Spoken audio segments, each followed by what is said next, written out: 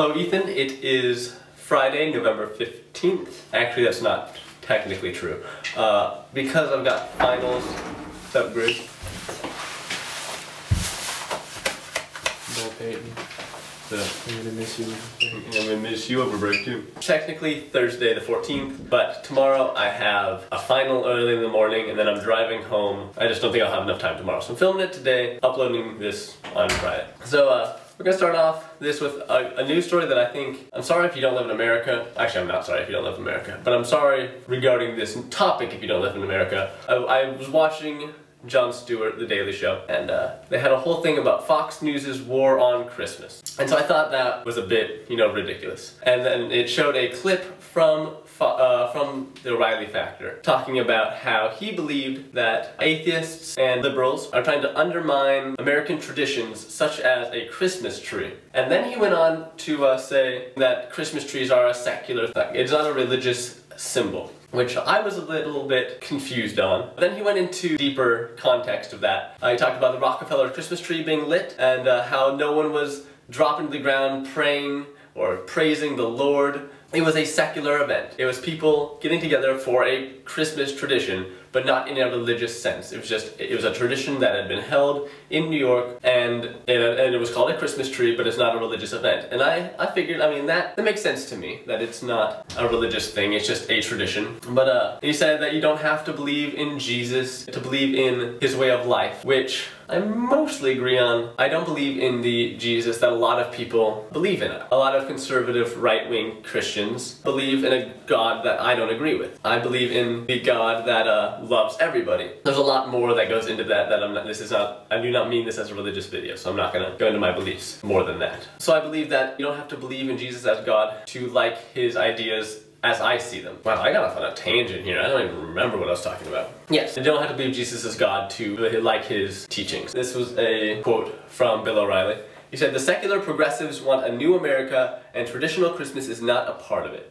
Okay, so I think Bill O'Reilly is a scumbag. I do not like this man. I do not like what he believes in. I do not like how he treats people. I do not like him. So first of all, I tried really hard to be open-minded about his video that I was watching to do research.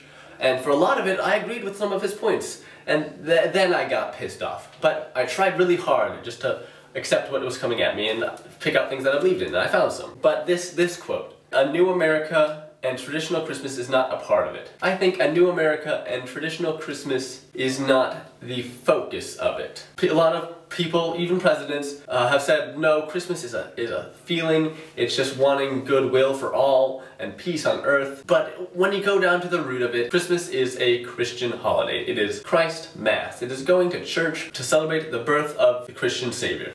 And so to say that it is a secular holiday is just not true. Which I found kind of funny because he was talking about how this is an American tradition, that we're moving away and we're getting rid of traditions. And I thought that was very funny that he should be so riled up about getting rid of traditions and then say that Christmas is a secular holiday where traditionally it is a Christian holiday. Bill O'Reilly was getting upset with the governor of Rhode Island who put up a tree, decorated a tree in their public building and named it a holiday tree. And people were furious. There were picketers, there were people with signs that said, "This is a Christmas tree." They were very upset that he should call it a holiday tree. And Bill O'Reilly, and I quote, "American tradition supersedes the rule of governors." Not exactly true. There are plenty of American traditions that I think we are definitely okay not having anymore. So I think him saying that tradition supersedes the government, no, that's not how that works. I'm just gonna end that there. I'm gonna, whatever your take on this war on Christmas, please comment it. I would love to know. I would love to know how people perceive this. I'm one guy, and I've done some research, but I don't know how the majority of people see Christmas. But if this ever gets viewers, please tell me what you think, because that'd be awesome. So yeah, next story. Less ridiculous, more worldwide, not necessarily better. It's about the Syrian government and the opposition to it, to the President Assad. Russia, a firm ally of the Syrian government, said that they were making plans to evacuate Russian citizens from Syria. And this is a big thing because, I mean, they backed up Syria. They said there's no way President Assad could be taken out of power. Like, that was their stance for so long. The fact that they are taking out their citizens was a large turn for the opposition. Sorry, my camera died and I had to go upload. See where I stopped recording. Greg's here now eating. Let me just continue like where I left off. Russian Deputy Foreign Minister. I feel bad. I had to go on Google Translate to get this name. Mikhail Bogdanov? It's the best I got. You're gonna have to roll with me. Russian Deputy Foreign Minister said, and I quote, that the Syrian forces were losing more and more territory and power. He also said that victory of Syrian opposition cannot be ruled out, which is big because, like, these are guys that this is the first time that they've openly expressed doubt in President Assad and the Syrian government. The Russians still believe that getting rid of President Assad would worsen conflicts and lead to more fighting, but this is, like I said, the first time that they've publicly acknowledged the possibility of defeat. And I don't actually have notes on my final thing because it happened here. So I was walking to class the other day. It wasn't class, it might have been taking a final. I don't know. It must have been a final because it was this week and there's been no classes this week. And I was walking and in Red Square, which is like a big, it's a central point on campus. There was people holding signs that said things like, if you continue to watch porn, you will burn in hell. And signs saying, would followers of Jesus go to war? And I mean, of course, I completely disagree with all of these topics. But I just didn't pay any attention to them, walked on by, went to my final, got lunch, didn't pay them any notice. Then I was walking to another final that day, and I saw people furious with these people. There was a heated discussion in the middle of Red Square, and I couldn't help but notice that they were doing exactly what they were upset about the other people doing.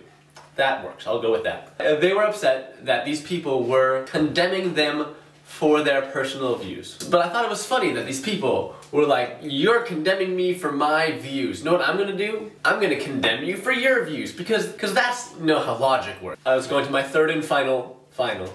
Make your jokes, final. Third and final of the day. And it's pouring down rain at this point, and there's the people standing out with their anti-pornography war signs. And then there's another man in a trench coat and a fedora holding a sign that said, "Don't feed the trolls." Right next to, are you licking the inside of your... It's so bomb. Okay. He's eating Chinese food. Sorry, I'm culture related now. So this man holding a sign that said, "Don't feed the trolls." And I laughed because, I mean, that's funny. Like, I thought it was an interesting viewpoint to take. Like, I'm upset that these people are holding signs that contradict what I believe. So I'm gonna hold a sign at them. Didn't make sense to me. I think that's all the stories I have for today. This is a lot of editing. Sorry that this took me so long. At the beginning of the video, I said it was the 14th, and that tomorrow's the 15th, when in reality it's the 13th and tomorrow's the 14th. So yeah, with that I will leave you. Ethan, I will see you on Monday.